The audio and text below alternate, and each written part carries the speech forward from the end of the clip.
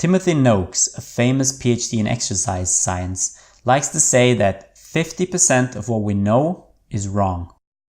The problem is that we do not know which 50% it is. That is why we self-test. All the scientific studies in the world means nothing to you if it doesn't help you.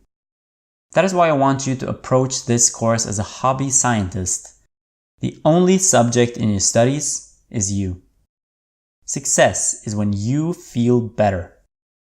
Never mind randomized, double-blind, placebo-controlled trials. Your task is to find what works for you. If you get the placebo effect and you feel amazing, why not? When you do self-testing, make sure that you do the simplest experiments that make progress. That you test one variable at a time, and that you keep other variables relatively constant while testing.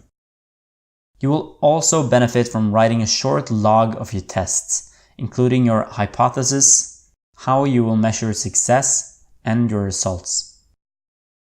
Jeff Sutherland writes in his book Scrum that it is a fairly known rule in medicine that for patients to report they perceive an improvement in a symptom, it has to have been more than a 65% improvement. It's difficult to notice small improvements, so keep this in mind while testing. Enjoy the process.